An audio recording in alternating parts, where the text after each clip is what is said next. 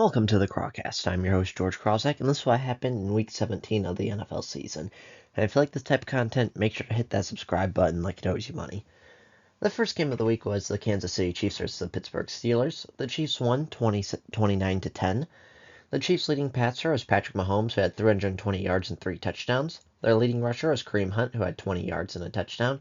Their leading receiver was Travis Kelce, who had 84 yards and a touchdown. And for the Steelers, their leading passer was Russell Wilson, who had 205 yards and an interception. Their leading rusher was Najee Harris, who had 74 yards. Their leading receiver was Pat Freiermuth, who had 60 receiving yards.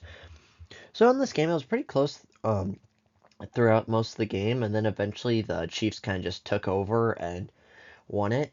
And in this game, you gotta be really happy if you're the Chiefs because this really felt like the first complete offensive game that the Chiefs have had. Like, they've always been relying on their defense, and their defense did do really well.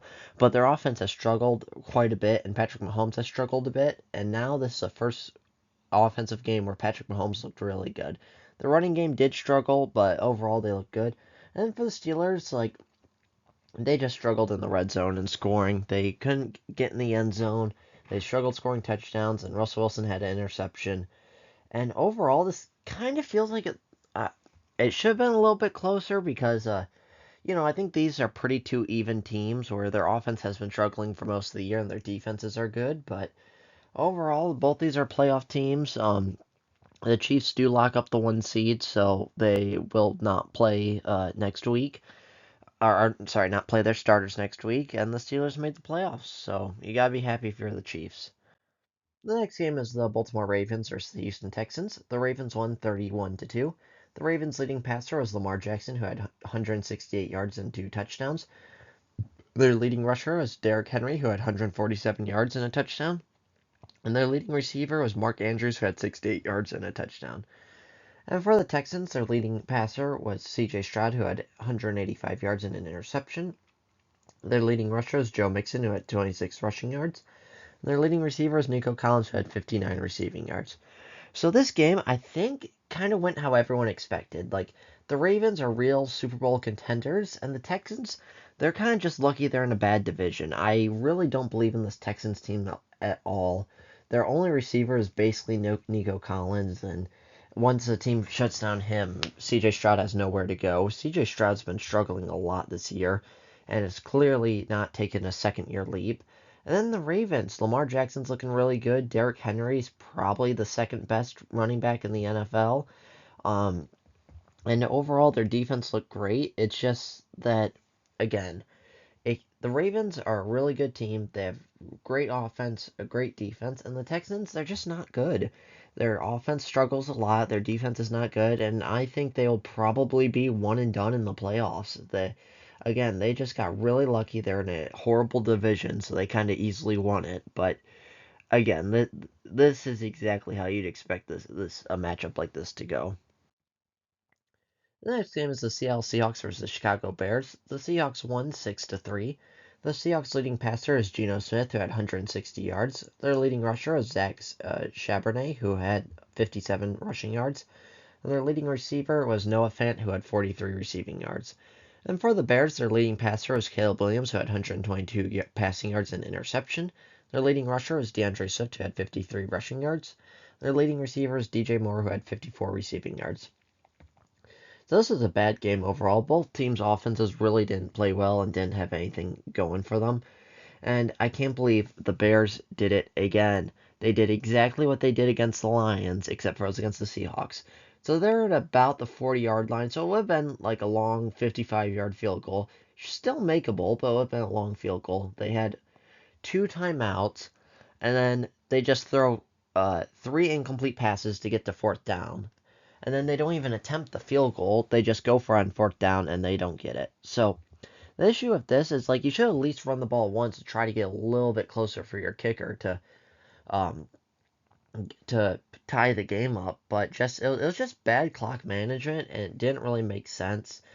Thomas Brown, even though when he got promoted to offensive coordinator, they started doing really well. I'm thinking, oh, maybe he could be a head coach, but no, he has clearly kind of coached his way out of becoming a head coach. And so the Bears will get a new head coach. And then the Seahawks got eliminated from the playoffs. You're done. It kind of doesn't really matter anymore. And I think they'll move on from Geno Smith, or at least get a rookie quarterback that can maybe learn from Geno Smith. The next game is the Los Angeles Chargers versus the New England Patriots. The Chargers won 40-7. The Chargers' leading passer is Justin Herbert, who had 281 yards and 3 touchdowns. Their leading rusher is J.K. Dobbins, who had 76 rushing yards and a touchdown. And their leading receiver is Ladd McConkey, who had 94 receiving yards and 2 touchdowns. And then for the Patriots, their leading passer is Drake May, who had 117 yards and a touchdown. Their leading rusher was Antonio Gibson, who had 63 rushing yards. Their leading receiver is Demario Douglas, who had 46 receiving yards and a touchdown. So in this game, the Chargers looked really great. Justin Herbert looked great.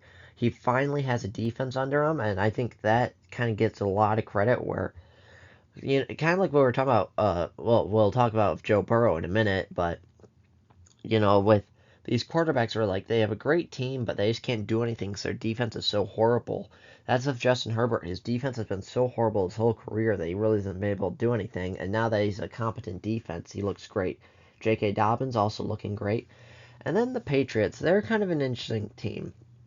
I don't think their head coach will be fired just because. Hold on.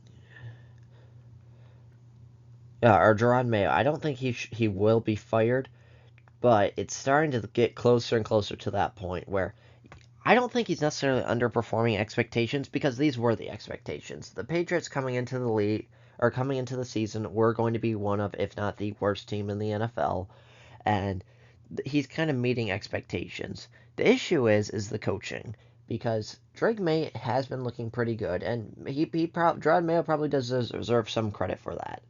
And then the issue is Rhamondre Stevenson. So Rhamondre Stevenson has been fumbling a lot, and Jerod Mayo basically announced, okay, we're going to bench him because he's fumbling too much. And so he plays the first play of the game, and then after that hardly plays at all. Well, technically a start is when you start the first play of the game. And it's like, if you're going to bench him, bench him. Don't let him technically start and then bench him, if you technically count that as a benching. Kind of just makes no sense, and again, I think he's slowly working his way out of getting a second season with the Patriots, but I think he probably should. Maybe if they give him a more competent team, he can be a little bit better as a coach. But just overall, that didn't make a lot of sense. And, the Chargers are a really good team. They're making the playoffs. I don't know how far they'll go in the playoffs, but they're making the playoffs. And then the Patriots, they are a terrible team. So this is kind of how the game really should go. The next game is the Cincinnati Bengals versus the Denver Broncos. The Bengals won 30-24. The Bengals' leading passer is Joe Burrow, who threw for 412 yards and 3 touchdowns. Their leading rusher is Chase Brown, who had 67 rushing yards. And their leading receiver is T. Higgins, who had 131 yards and 3 touchdowns. And for the Broncos, their leading passer is Bo Nix, who had 219 yards, 3 touchdowns, and an interception. Their leading rusher was Jaleel McLaughlin, who had 69 rushing yards. And their leading receiver is Marvin Mims, who had 103 yards and 2 touchdowns. And so this game, it was pretty surprising. It went to overtime, and the Bengals won. Joe Burrow looked really great, and Bo Nix, he looked fairly decent. It's just that the Bengals got a little bit unlucky. So what they're doing is they ran the ball to try to waste the clock so the game wouldn't go into overtime. And then they're about to kick a field goal, and then Christian Gonzalez just gets injured. It was just very, very unlucky to the point that he got injured. Like if he didn't get injured, it was a really good call, but he just did. So injury timeout, and then the Bengals score a touchdown, and then it goes into overtime. So overall, the Bengals, they're really trying, and everything's kind of breaking their way. They're getting really lucky. So who knows if they're going to make the playoffs? It's going to be really close. They're going to need a lot of help, and the issue is the Chiefs need to beat the Broncos, and the Chiefs are basically starting nobody, and it kind of makes sense because, like, look at this. I get it. Bengals defense, absolutely horrible. But who would you rather play in the playoffs right now? Joe Burrow and the Bengals or Bo Nix and the Broncos? I'd probably play the Broncos. So for the Bengals to make the playoffs, they need to win. Um, and then they need Denver to lose and Miami to lose to the Jets. Who knows what's going on with the Jets if Miami will lose to them? But Denver, that's the big one, and that's going to be tough if the Bengals can, or if the Broncos can beat or if the Chiefs can beat the Broncos for the Bengals. So I think it probably won't happen. I think the Bengals are going to, or the Broncos are going to take the last spot from the Bengals, but Joe Burrow played really great again, and I think he at least needs to be in the MVP conversation. Next game is the Los Angeles Rams versus the Arizona Cardinals. The Rams won 13-9. The Rams' leading passer is Matthew Stafford, who threw for 189 yards. Their leading rusher is Kyren Williams, who had 56 rushing yards and a touchdown. Their leading receiver is Puka Nacua, who had 129 yards. And for the Cardinals, their leading passer is Kyler Murray, who threw for 321 yards, one touchdown, and two interceptions. Their leading rusher was Michael Carter, who had 70 rushing yards, and their leading receiver is Trey McBride, who had 123 yards and a touchdown. So good for Trey McBride for finally getting his first touchdown, even though he kind of dropped what would have been the game-winning touchdown at the end. At the end, it just bounced right off his helmet and got intercepted. So that was kind of a bad play by Trey McBride. And then the Rams, you win your division, you make the playoffs. Gotta be happy with that. Although it's kind of worrying where it feels like Matthew Stafford can turn it on and off at any time. But it's worrying because right now Matthew Stafford's just playing off. He's really not playing well. And again, they keep winning, so that's good. Their defense is really holding them up, but Stafford just needs to play better. And it's shocking that Cooper Kupp is basically not a part of this offense anymore. Part of that is Matthew Stafford not playing well, but also every ball keeps going to Puka Nacua, and just overall, Cooper Kupp is just not a part of the team. I can't explain it. I don't know why, but that's just what's going on. And again, like I said, Matthew Stafford just needs to play better come playoff time, or the Rams will be one and done. The next game is the New York Jets versus the Buffalo Bills. The Bills won 40-14. The Bills' leading passer was Josh Allen, who had 182 yards and two touchdowns. Their leading rusher was James Cook, who had 53 rushing yards and a touchdown. And their leading receiver was Tyrell Shavers, who had 69 receiving yards and a touchdown. And for the Jets, their leading passer was Aaron Rodgers, who had 112 yards and two interceptions. Their leading rusher was Breece Hall, who had 45 rushing yards. And their leading receiver was Garrett Wilson, who had 66 receiving yards and a touchdown. So in this game, the Bills played really, really good. Josh Allen played great, and just overall, the whole Bills team played great. And then Aaron Rodgers, he struggled quite a bit. He was off today. He did not play very well. I don't necessarily think this is reflective a lot of the whole season, because I do think honestly, I think he's on par with Patrick Mahomes this season, in the sense where they're both having a below average season and not really playing that well. It's just that one guy has his defense lifting him up and kicker lifting him up, and the other one has everything going wrong. But the Bills' defense really played well and stepped it up. It was really concerning for me for the playoffs where the Bills gave up a lot of points to the Rams and the Lions, and they've been struggling a lot. But just they shut down Aaron Rodgers this game, and they played really, really well. No, it's kind of like the Bills are 13-3 and the Jets are 4-12, and the Jets defense was again non-existent, and just overall just a very bad game by the Jets overall. And it's going to be interesting how it kind of goes, where their head coach, I believe Jeff Ulbrich, he's getting fired. He's not getting re-signed. He is definitely not a head coach, and it's going to be interesting on whoever their new head coach is. Will they want Aaron Rodgers? Will they want Davante Adams? Will they want to try to win a Super Bowl with these guys? Or will they just say, no, I don't. We're going to completely reset. And it could go any way.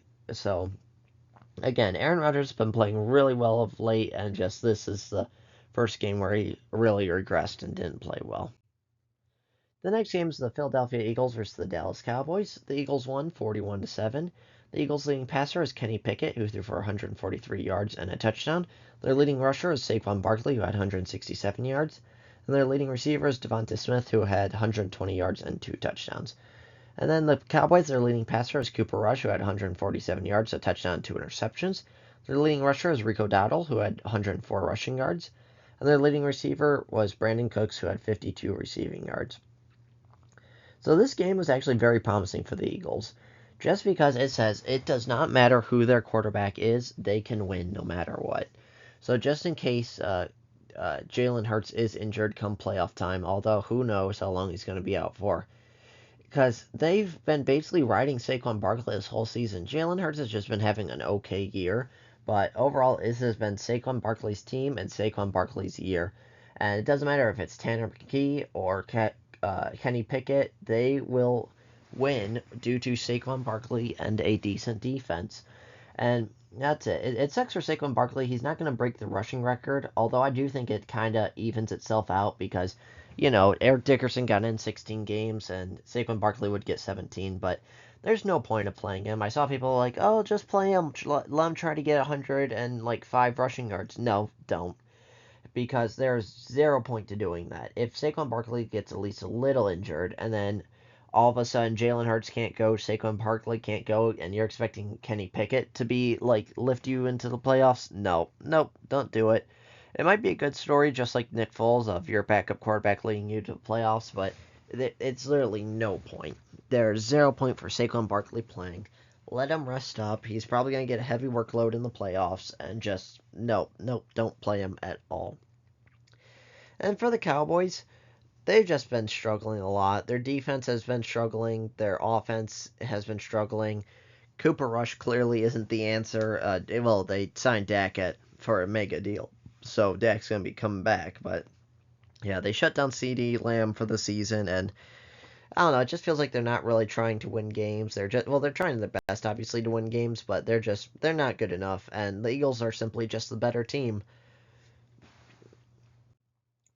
The next game is the New York Giants versus the Indianapolis Colts. The Giants won 45-33. The Giants' leading passer is Drew Lock, who threw for 309 yards and 4 touchdowns. Their leading rusher is Tyrone Tracy, who had 59 rushing yards, and their leading receiver is Malik Nabers, who had 171 receiving yards and 2 touchdowns. And for the Colts, their leading passer is Joe Flacco, who had 330 yards, 2 touchdowns, and 2 interceptions. Their leading rusher was Jonathan Taylor, who had 125 yards and 2 touchdowns. And their leading receiver is Alec Pierce, who had 122 yards and a touchdown. So in this game, Drew Lock simply just played great. He was really, really great. And this is why I said I thought they should have started him from the beginning, because he has shown flashes with the Broncos that like he can be a good quarterback. But overall, I just think this is a very damaging win. I don't know if Brian Daboll will get fired or not, but obviously he's trying to coach his way into staying with the Giants after that one really great season. And it's tough because I don't know how much is it him being stuck with a bad team versus him being a bad coach. And, I think there's arguments on both sides of that debate. But this is a damaging loss or damaging win for the Giants because now they no longer have that number 1 overall pick, and it seems like it'll be a little bit of a struggle for them to get the number 1 overall pick. So they might have to trade up a lot to try to get a quarterback, probably Shedeur Sanders, but we'll see how they handle the draft. But it's very bad that they won this. And then the Colts, like their offense has been struggling a lot. And this one, their defense has been fine, but this one, their defense just completely fell apart where it mattered most. And this is kind of a horrible season for the Colts because your number one thing that you wanted to decide is Anthony Richardson the guy or not? And you kind of have no questions answered by him. Number one, very, very injury prone. And we knew that last year because he played in like 4 games last year, and I think 3 of them he left early due to injury, and then, of course, missed the rest of the season. This year he's only plays a couple of games in a row and then has to miss a few due to injury, and he's just constantly getting injured. And when he does play, he's very like off and on. He reminds me a little bit of like Jameis Winston, where he's like either really good or really terrible, and there's no real in between. So overall, it's a really busted season for the Colts. You miss the playoffs, you don't really play that well, and then you have no idea if Anthony Richardson's the guy or not. Obviously, he's earned himself, I think, the right to at least have an opportunity to be the guy next year, but you just simply don't know this year, and I think you'd like to know that kind of up front. The next game is the Jacksonville Jaguars versus the Tennessee Titans. The Jaguars won 20-13. The Jaguars' leading passer was Mac Jones, who threw for 174 yards and 2 touchdowns. Their leading rusher was Travis Etienne, who had 49 rushing yards. And their leading receiver is Brian Thomas Jr., who had 91 receiving yards and a touchdown. For the Titans, their leading passer was Mason Rudolph, who had 193 yards, 1 touchdown, 1 interception. Their leading rusher was Tyjae Spears, who had 95 rushing yards. And their leading receiver is Calvin Ridley, who had 84 receiving yards. So in this game, I do think the Jaguars are a better team, and they kind of played like it. Neither of these teams are that good, and it's kind of bad that both these teams wanted to lose to try to get close to the number 1 overall pick. The Jaguars so they could trade it away, and then the Titans so they can get their quarterback of the future.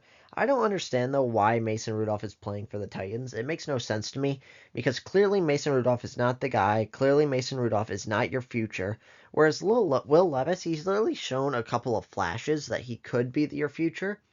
So play him and at least give him a shot. I don't understand why you can't at least give him a shot. It makes no sense to have him sit on the bench, and it's kind of like a win-win. If he plays super well, then he can potentially be your franchise guy. And if he plays horrible, you're closer to the number 1 draft pick and getting a good quarterback. Again, makes no sense why Will Levis is playing. The Jaguars, again, they won. Neither of these teams are good, so not much really happened. The next game is Las Vegas Raiders versus the New Orleans Saints. The Raiders won 25-10. The Raiders' leading passer is Aidan O'Connell, who threw for 242 yards and 2 touchdowns. Their leading rusher is Amir Abdullah, who had 115 rushing yards. And their leading receiver is Brock Bowers, who had 77 receiving yards. And then for the Saints, their leading passer is Spencer Rattler, who had 218 yards, a touchdown, and 2 interceptions. Their leading rusher is Spencer Rattler, who had 46 rushing yards. And their leading receiver is Juwan Johnson, who had 66 receiving yards. So in this game, the Raiders played really well. Again, another one like the Giants, very, very bad, very damaging that they won. Antonio Pierce, their coach, I think he will for sure get fired after the season. He really hasn't been a good coach, and just overall, that both these teams are terrible. The Saints, Spencer Rattler's not good. It does get me curious if Derek Carr, even though he got injured, he was playing really well when he was playing. So maybe he's earned enough to get another shot by the Saints. But overall, the Saints are just terrible. They have no cap space. So they're going to be making a lot of cuts, and just the future does not bode well for the Saints. And then the Raiders, they don't kind of look pretty decent. I definitely think he's earned his way as a backup quarterback. And then shockingly, Amir Abdullah looked really good. Again, Saints defense not very good, but again, it's shocking to me because I forgot Amir Abdullah was in the league. I know he played for the Lions and Broncos, and actually it might not have been Broncos. I think that's Theo Riddick, but I know he played for the Lions and Vikings, and again, good for him. Some old guys just getting back into it and playing well. Other than that, yeah, not much to talk about this game. Just the Raiders are probably very sad that they won. The next game is the Tampa Bay Buccaneers versus the Carolina Panthers. The Buccaneers won 48-14. The Buccaneers' leading passer is Baker Mayfield, who threw for 359 yards, 5 touchdowns. Their leading rusher is Bucky Irving, who had 113 rushing yards. And their leading receiver is Mike Evans, who had 97 receiving yards and 2 touchdowns. And for the Panthers, their leading passer is Bryce Young, who had 203 yards and 2 touchdowns. Their leading rusher was Raheem Blackshear, who had 20 rushing yards, and their leading receiver is Adam Thielen, who had 110 yards and 2 touchdowns. So in this game, the Buccaneers are just the better team. Baker Mayfield played really great, and overall, I think he's been playing pretty good this entire year. And then Bucky Irving has been really great, and then Mike Evans has been playing really great too. Hopefully, he'll get another 1,000-yard season. I believe he needs 85 yards in the next game. And if you want me to bet money on it, I do think the Buccaneers will probably make the playoffs over the other teams or over the Falcons because I think the Buccaneers are just a better team and they just got to win. And then the Panthers. It is good that Bryce Young is playing better, but this is just such a bad team. There's nothing you can do. This is the issue. They gave up so much. They gave up everything to the Bears for Bryce Young that they didn't have anything left to build a team around him. Adam Thielen, even though he's still pretty decent, he can't be your number 1 receiver. They don't really have much of an offensive line. Their defense is absolutely non-existent. Just overall, the Panthers team are a horrible team. On a positive, at least Bryce Young is looking good and looking like he can be your franchise guy. Just overall, you can't have this. Just you gotta start building better, and there's not a lot of great solutions for the Panthers. The next game is the Miami Dolphins versus the Cleveland Browns. The Dolphins won 20-3. The Dolphins' leading passer is Tyler Huntley, who threw for 225 yards and a touchdown. The leading rusher was Tyler Huntley, who rushed for 52 yards and a touchdown. And their leading receiver is Tyreek Hill, who had 105 receiving yards. For the Browns, their leading passer is Dorian Thompson-Robinson, who had 170 yards and an interception. Their leading rusher was D'Onta Foreman, who had 49 rushing yards. And their leading receiver is Jerry Jeudy, who had 94 receiving yards. So in this game, again, I know I've been saying this a lot, but the Dolphins were just better than the Browns. It's plain and simple. The Dolphins are pretty good. Tyreek Hill looked great. Tyler Huntley actually played really well, which was kind of surprising because we just found out right before the game that Tua wasn't playing. And then Dorian Thompson-Robinson, clearly not the guy, clearly terrible. At this point, I don't even think he's worthy of a backup quarterback spot. And then Jerry Jeudy, he looked good. Obviously Myles Garrett looked good, but Myles Garrett kind of always looks good. And Jerry Jeudy, you gotta be happy because you at least found a number one receiver and a good replacement for Amari Cooper when he got traded. And again, the Browns, you're stuck with Deshaun Watson, so you don't really have a good option at quarterback. Your whole team's just kind of screwed for next year and the future years.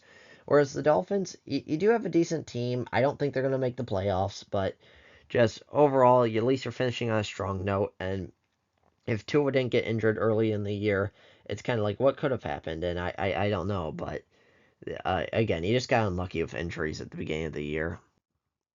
Next game is the Minnesota Vikings versus the Green Bay Packers.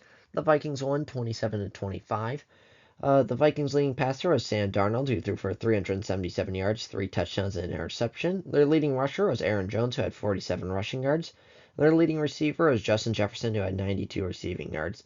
And for the Packers, their leading passer was Jordan Love, who had 185 yards and a touchdown. Their leading rusher was Josh Jacobs, who had 69 rushing yards and a touchdown. And their leading receiver is Romeo Doubs, who had 58 receiving yards. So in this game, the Vikings got out to an early lead. The Packers took the ball first, and I just thought that was a bad move. And then Josh Jacobs fumbled, and it really felt like the Packers lost no momentum ever since Jacobs fumbled. And then there was a very controversial call where there was an offsides call where Edgerrin Cooper clearly was not offsides, and if anything, the kind of right guard next to the long snapper for the Vikings was offsides, and so Vikings kicker missed the field goal. Then all of a sudden, offsides, he kicks it and makes it, and then of course that ended up deciding the game where the Packers lose by 2. It's one of those where it was a close game throughout, and the Packers, I get it, they lost. You want to beat the division rival, the Vikings, but honestly, I think this is a good thing for the Packers that they lost, because just hear me out. You're probably stuck with the 6th or 7th seed anyway. You probably weren't going to get the 5th seed even if you won, and then all of a sudden how do I say this? Then all of a sudden you're back to where you are, 6th or 7th seed with a loss, or sorry, 6th or 7th seed with a loss, 6th or 7th seed with a win. Now you're probably gonna get the 7th seed, and at that point, if you're at the 6th versus the 7th, there's not much difference. But if the Vikings or if the Packers would have won, and the Lions won, then all of a sudden next week Vikings effectively get a bye week, get to rest all their starters. Also next week, Lions get a bye week, rest all their starters, and the Lions get the actual bye week to rest their starters. So, if the Packers would have won, the Vikings would have gotten a week of rest, and the Lions would have gotten 2 weeks of rest. Well, these are teams you're going to have to be facing in the playoffs. And so I think, obviously you don't want to hope for injuries, but injuries do happen and they're a part of the game. And I think you would rather have a weaker Minnesota and a weaker Detroit come playoff time because eventually Green Bay will probably have to face one of those two to get to the Super Bowl. So you'd want to have a weaker Minnesota or a weaker Detroit as opposed to a well-rested Minnesota and Detroit. So the Green Bay really didn't have anything to play for. And also it's one of those things with Green Bay, they did stay close, which is good for them because they did have a lot of players on their defense out, and it's unclear to me if they would have played or not if this was a playoff game. Like for example, Jair Alexander. I understand he had some swelling in his knee, but I do think he will be back for the playoffs, and I think it's one of those things where a lot of players saw this as okay, and the coaches saw okay, the game is meaningless, it doesn't matter. So let's just anyone who's slightly injured, we're just gonna bench you and get you healthy towards playoffs. And so I think that's exactly what happened here. And it'll be interesting how the fully healthy Packers team does during the playoffs. They could be one and done. It looks like they're probably going to face the Eagles or they could be a dangerous team. We'll see, but who knows what's going to happen? Because it feels like they're going to be kind of a completely new team come playoffs because they'll be a lot healthier. And then the Vikings, you got to be really happy because you stayed in the race a little bit longer, and now you go on to Detroit to try to take the 1 seed. I don't think it's going to happen. I think it'll be very unlikely that the Vikings take the 1 seed from Detroit. But hey, anything can happen any given Sunday. We've seen worse teams beat better teams all the time. Next game is the Washington Commanders versus the Atlanta Falcons. The Commanders won 30-24. The Commanders' leading passer is Jaden Daniels, who had 227 yards, 3 touchdowns, and an interception. The Commanders' leading rusher is Jaden Daniels, who had 127 rushing yards, and their leading receiver was Olamide Zaccheaus, who had 85 receiving yards and a touchdown. And for the Falcons, their leading passer was Michael Penix Jr., who had 223 yards, 1 touchdown, 1 interception. Their leading rusher is Bijan Robinson, who had 90 rushing yards and 2 touchdowns. Their leading receiver is Drake London, who had 106 receiving yards. So this is a pretty close game throughout. The Commanders got out to an early lead, and then the Falcons kind of came right back. This did go into overtime, and it really felt like the Falcons should have been able to win this. Like, there was a time where it was just really bad clock management, where the Falcons could have gone for a touchdown. They had 2 timeouts left, and then Raheem Morris just kind of let the clock roll down. It made no sense. They could have at least taken a shot at the end zone, and they kind of just failed in their clock management. And I'm a little bit happy with this because I think the Buccaneers are a better team, and the Falcons just don't deserve to make the playoffs. They don't even have a quarterback because Michael Penix Jr. is just now starting, and they bench Kirk Cousins. Their defense is not very good and kind of got torn apart by the Commanders. And just overall, I just don't think this is a good team that's deserving of a playoff spot. And the Commanders, they're playing really well. They're definitely looking good. Jane Daniels is looking great. So it'll be interesting how they perform come playoff time because Jane Daniels is looking really great right now, although he has had a couple of off games. So we'll see. But the Commanders got to be really happy. You're going to make the playoffs, and you're looking great. The final game of the week was the Detroit Lions versus the San Francisco 49ers. The Lions won 40-34. The Lions' leading passer was Jared Goff, who threw for 303 yards and 3 touchdowns. Their leading rusher is Jahmyr Gibbs, who had 117 yards and a touchdown. And their leading receiver is Jameson Williams, who had 77 receiving yards and a touchdown. And for the 49ers, their leading passer is Brock Purdy, who had 377 yards, 3 touchdowns, and 2 interceptions. Their leading rusher was Isaac Guerendo, who had 34 rushing yards. And their leading receiver is Ricky Pearsall, who had 141 receiving yards and a touchdown. So this game was very close throughout, and it felt like the 49ers were dominating for most of the game. Both these offenses were really going back and forth, and then both these defenses were struggling quite a bit. There's basically 2 plays that changed this game, and they were both interceptions by Kirby Joseph.